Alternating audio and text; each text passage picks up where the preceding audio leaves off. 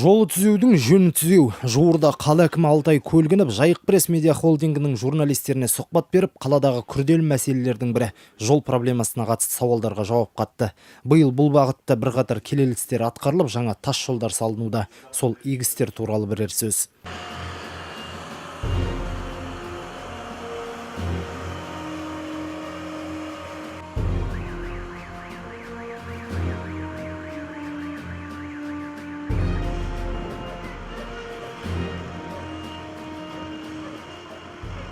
Жауыр болған жол мәселесі шешімін тауып келеді шаһарда. Облыс орталығындағы басты проблемалардың бірі осы тас жолдар еді.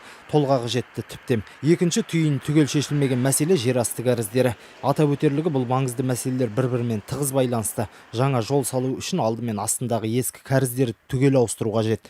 Содан кейін ғана тас жолдарға кіріседі. Бүгінде шаһарда 582 көше болса, оның 199-ына асфальт төселген. Алда тұрған үлкен мәселелердің бірі инженерлік инфрақұрылымды модернизациялау, көшелерді асфальттау және күрделі жөндеулер жасау. Инженерлік құбырлардың 70% әбден ескіріпті. Апаттардың жиі орын алатыны да сондықтан.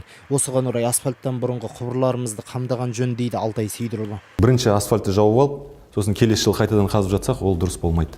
Себебі ол мемлекеттік қаражатты тиімсіз пайдаланғанымыз болады. Соны тиімді пайдалану үшін осы Алматы көшесінде су құбырын жөндейміз, және соның үстінен біз асфальт жабатын боламыз. Ондай көшелеріміз көп.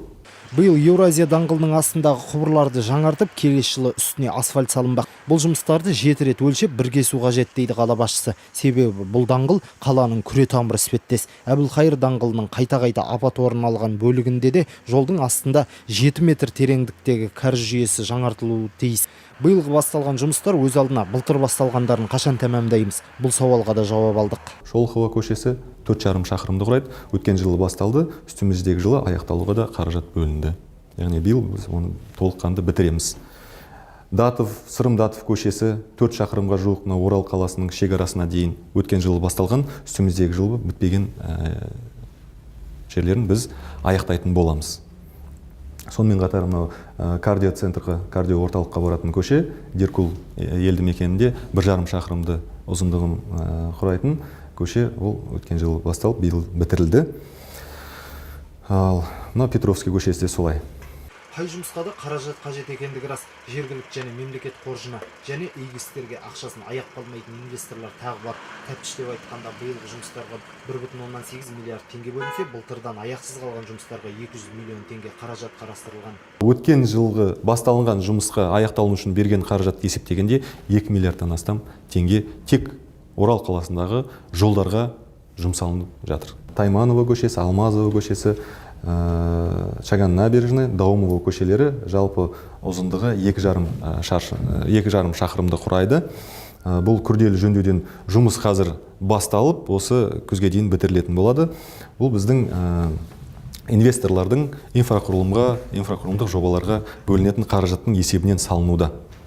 Ал біздің жергілікті бюджеттен және республикалық өңірлерді дамыту бағдарламасы бойынша қарастырылған қаражатпен мына көшелер жасалыну бізде үстіміздегі жыл басталады. Осы тамыз айында және қыркүйек-қазан айында тамамдайтын болады.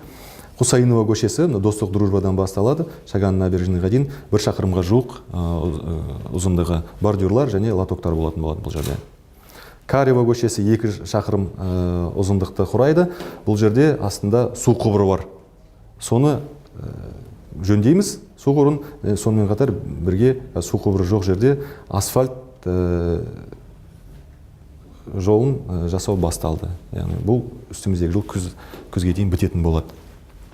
Сонымен қатар Ружейникова көшесінен Гагарина көшесінде ет комбинатының аумағында өте жолдың сапасы нашар. Соған қаражат бөлінді, ұзындығы 1,5 шақырымда құрайды. Бұл осы күзде бітетін болады. Яғни бұл өте маңызды участок, себебі көптеген автобус маршруттар жүреді, халықтың сұранысы бар, соның бәрі ескеріліп, үстіміздегі жыл бұл ремонт бітетін болады.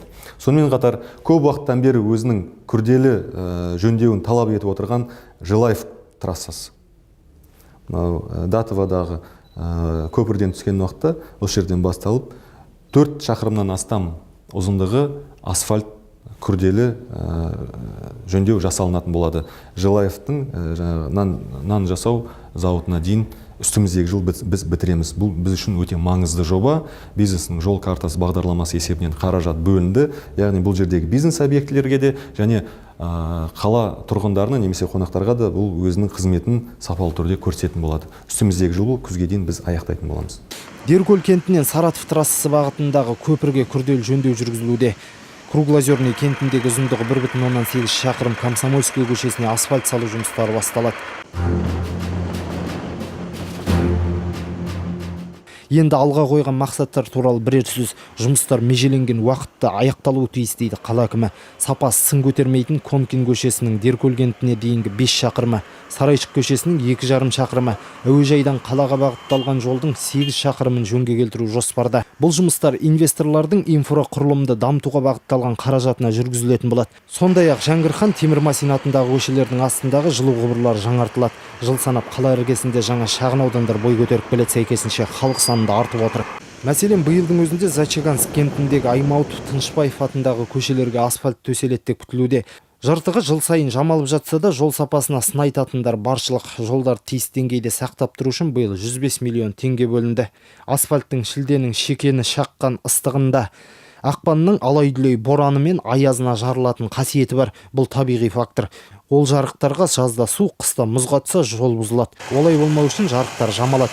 Күрделі жөндеу жасалмайтын бөліктерге Гордострой мемлекеттік коммуналдық мекемесі шұңқырлап жөндеу жүргізеді. Суықта жүргізілген жөндеулер сапасыз болатындықтан ағымдағы жұмыстардың салқын түспей аяқталуы жіті қадағаланбақ. Жол қыруар қаржыны қажет етеді. Аз жұмыс жасалып жатқан жоқ. Мұндай ауқымды жұмыстарды кезең-кезеңмен жүргізу жоспарлап отырмыз дейді Алтай Көлгінов. Бағдат Ізмағамбет, Темірболат Тоқмаметов, Жайық пресс ақпарат орталығы.